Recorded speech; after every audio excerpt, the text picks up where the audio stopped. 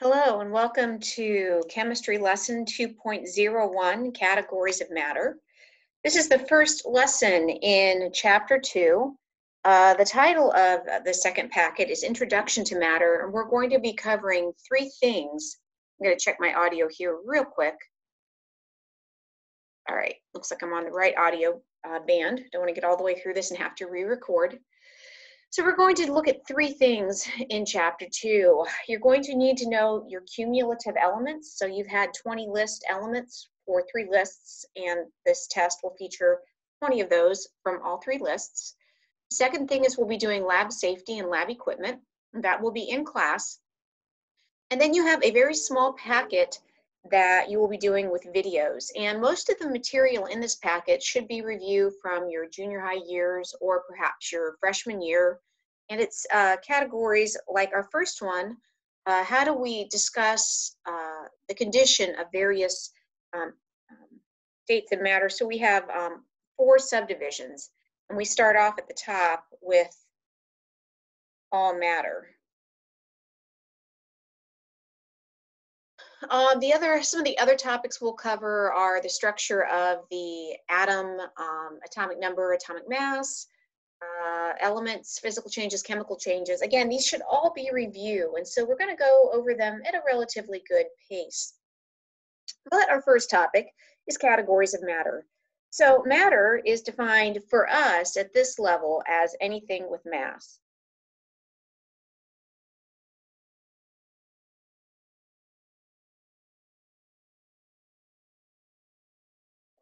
If it has the ability to be measured, to get a weight, if it has mass, we're going to call that matter. We used to say everything in the universe, and well, that's a little bit oversimplified. So even this definition is a little bit oversimplified. And if you get into some modern day physics, you can see that we have things like matter, we have things like dark matter, or it's projected that we have dark matter. So there's some interesting asides with that. A couple other terms that we're going to need.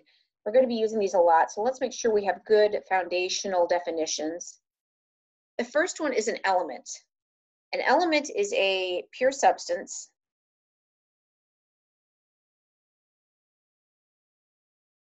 with, oops, that's going to cut off. Okay, so I better come around here. It's my cutoff point. With one type of atom.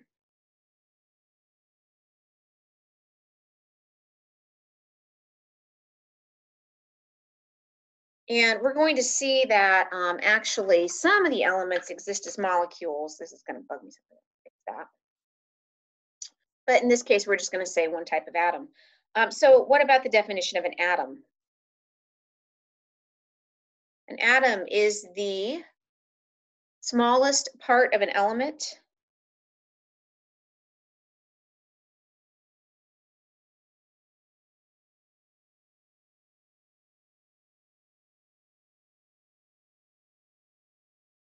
that maintains the properties of that element.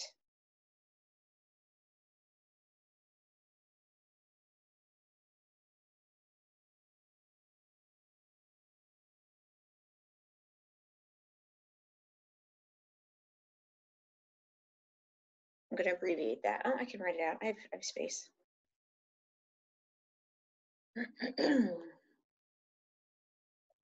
We used to say an atom was the smallest piece of an element that could not be divided, but we found that isn't the case. We put atoms into atom smashers all the time. There's one in Chicago at Fermilab. There's a big one. There's the Hadron Super Collider in CERN, Switzerland. And so we're forever smashing atoms to try to figure out what are the smaller parts. Because if we look at the parts that we're going to study are the proton, neutron, and electron. But those parts can be subdivided and subdivided and subdivided. And so there's much lower levels. But if you break an atom, it no longer has the properties of that element. And that's why we say it maintains the properties of the element. From there, we divide matter into 2 divisions. So at the next level down, we have either a pure substance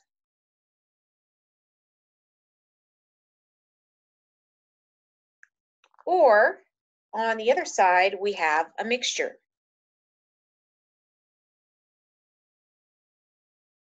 And our pure substances can be divided down into two further categories, and a mixture can be divided down into two further categories. Well, let's get some definitions of these. A pure substance is anything with only its matter with only one type of atom or molecule.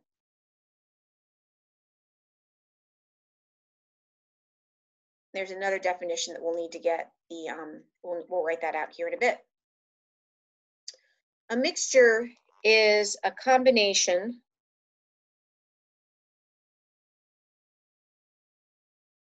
of multiple, usually molecules,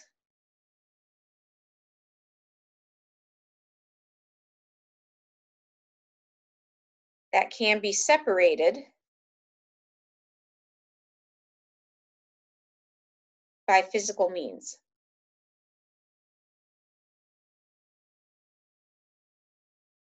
And that's what you're going to do in the chapter, or in the lab for this chapter.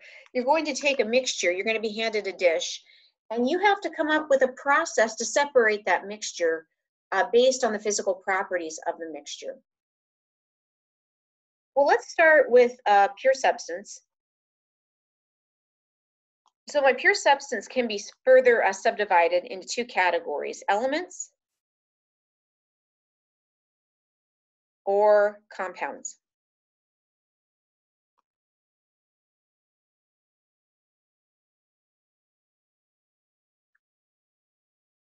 All right, so let's start off with elements, and I'm going to start noting up here.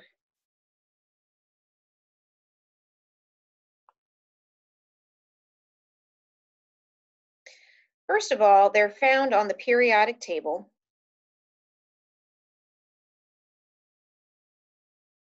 And there are 118. One of the topics on in this chapter are the divisions of the periodic table. You can think of the elements like you think if in art you study primary colors, and you know your primary colors are red, blue, and yellow. And all the other colors come from mixing red, blue, and yellow. Well, in chemistry and in science, instead of having red, blue, and yellow, we have these 118 base substances. And everything else that we create is a combination of those. It's kind of like our chemical alphabet.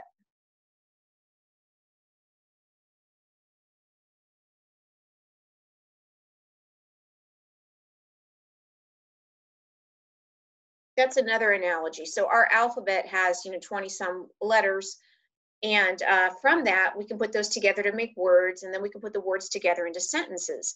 Our elements and our periodic table of the elements are our 118 base building blocks. Now, usually the smallest part, and I'm going to write, put that up here, usually the smallest piece of an element, my camera, is an atom. But we have an exception.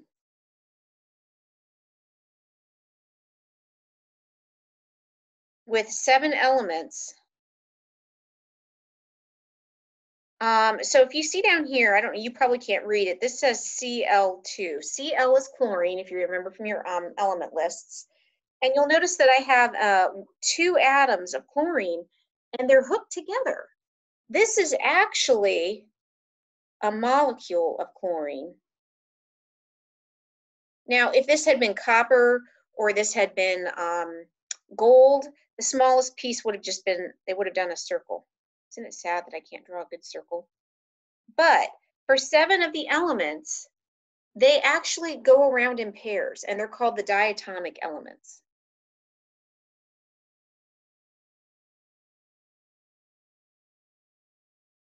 They are nitrogen, oxygen, fluorine, chlorine, bromine, iodide, and then if you look back, once you get your periodic tables, hydrogen. This is what I like to compare the diatomics to. If you're not a girl, which would mean you're a guy, and you watch girls go to the bathroom, do you ever notice they never go by themselves? It's like they have to go in groups, or at least in pairs. There's some kind of a weird universal theme that unless a girl's with another girl, going to the bathroom just doesn't work. The diatomic elements are a little bit like that. If you put their atoms out in space, they will always group up into groups of two, and they'll go from being an atom to being a molecule.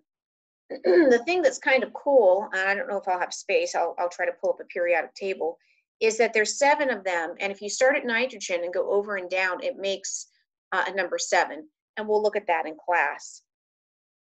It's really common to have a great big periodic table on the wall of your classroom. In our particular classroom, it's not up yet, but it will be. Okay, let's move on to compounds. So compounds, the definition of a compound is a substance made of 2 or more different atoms bonded together.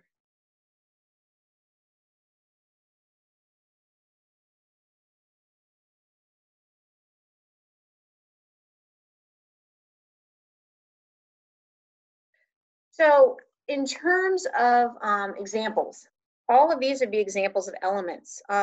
Silver, gold, copper, platinum, palladium, everything you learned on your element quizzes, those are elements. Compounds, down here, again, this is very small, but this little, I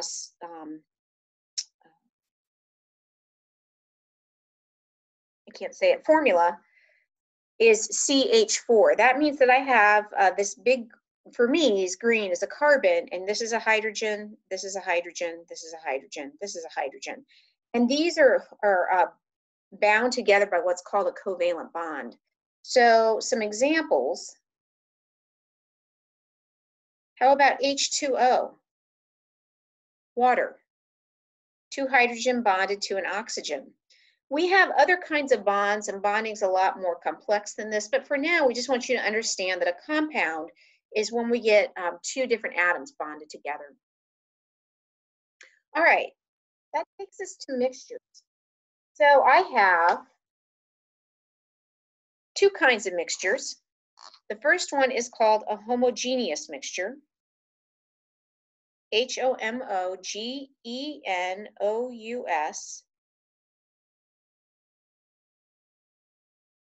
And oh, I lost my markers. I don't know where they went. Well, I guess I'll just go back to blue. This is a heterogeneous mixture.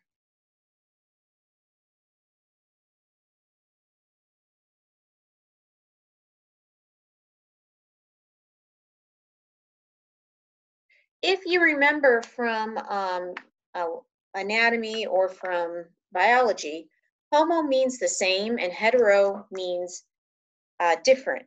So if I look at the definition of a homogeneous mixture,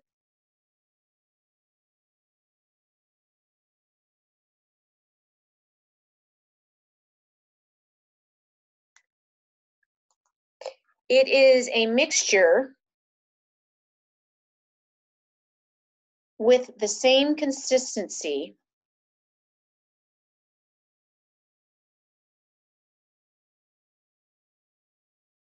everywhere in the mixture.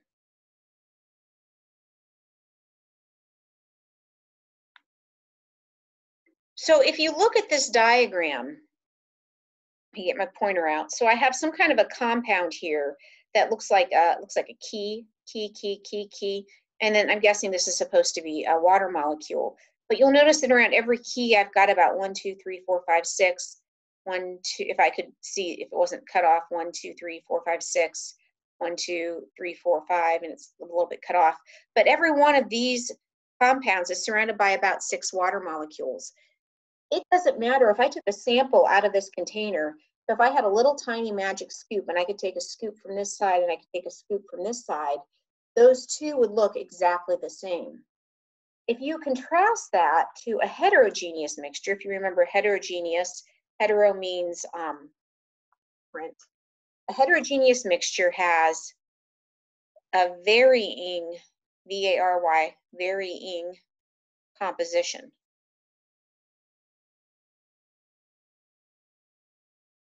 So down here at the bottom, whatever this is, if these are my water molecules, whatever is here at the bottom hasn't really mixed with maybe a little bit. I've got a few water molecules here, but if I took a sample from this side and I took a sample from here, the two samples will look very different because this mixture is not the same throughout. So one of the things I like to say for a homogeneous and a heterogeneous is apply the scoop test.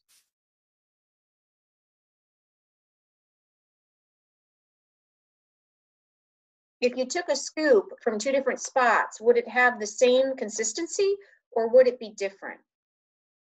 Okay, I think that's all of our definitions. I'm going to pull up my screen and we're going to run through some practice problems.